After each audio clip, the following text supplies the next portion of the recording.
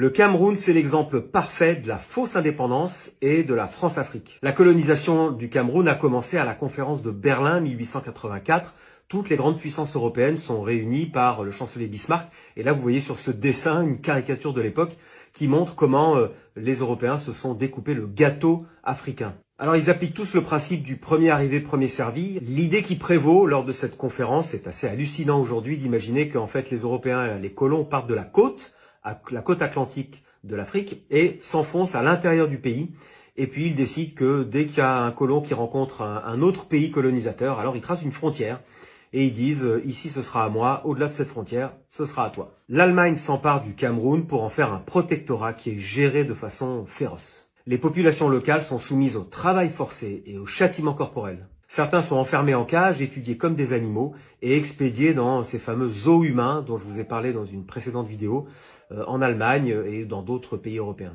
L'Allemagne perd la guerre en 1918 à la Première Guerre mondiale et le Cameroun lui est alors retiré par la Société des Nations qui attribue cette colonie à la France sous la forme d'un protectorat à nouveau. Pendant les 20 premières années, la France s'emploie à liquider toutes les rébellions qui ont lieu surtout dans le nord du pays. La pacification de cette région s'accompagne de massacres et de pillages récurrents. Oui, alors le mot pacification est un mot régulièrement employé par les colons pour désigner de manière très cynique l'asservissement total des populations par la violence. Dans les années 1950, les indépendantistes du Cameroun fondent l'UPC, l'Union des populations du Cameroun. Clairement, la France n'en veut pas et des milliers de Camerounais qui vont soutenir cette indépendance seront emprisonnés et torturés. Les leaders de l'UPC seront assassinés. L'armée française procède alors à des années entières de répression très violente. Bombardements, escadrons de la mort, lavage de cerveau, torture, etc. Tout a été employé pour casser l'indépendance. Finalement, en 1960, la France optera pour une indépendance de façade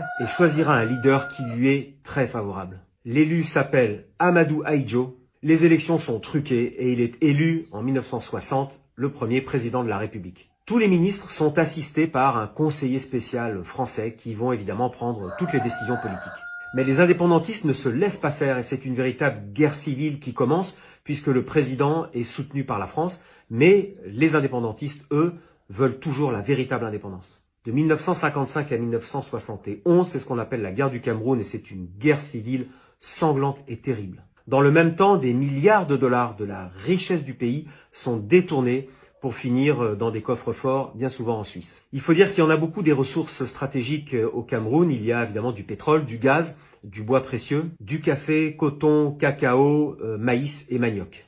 De 1960 à 1982, c'est donc la dictature et le parti unique de Ahidjo. Et puis en 1982, Paris décide qu'il faut un autre président qui cette fois va s'appeler Paul Biya. Ce nouveau président, dès qu'il arrive au pouvoir, il applique directement les directives du FMI, le Fonds monétaire international, et de la Banque mondiale, qui vont exiger de réduire le poids de l'État, de réduire les dépenses de l'État pour finalement appauvrir le pays. Il va y avoir des privatisations, des réductions des dépenses sociales. Rendez-vous compte que les fonctionnaires vont perdre 60% de leur salaire. Alors, en général, quand le FMI débarque dans votre pays, c'est pour vous enfoncer dans la misère.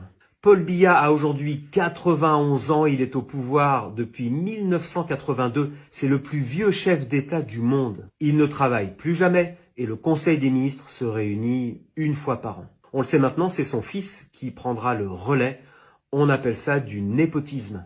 Aujourd'hui, le Cameroun est un grand pays de 30 millions d'habitants, plus de la moitié de la population a moins de 20 ans. Cette nouvelle génération, aujourd'hui désespérée, prendra son destin en main et sauvera son pays. Dites-moi en commentaire ce que vous en pensez. Merci à vous.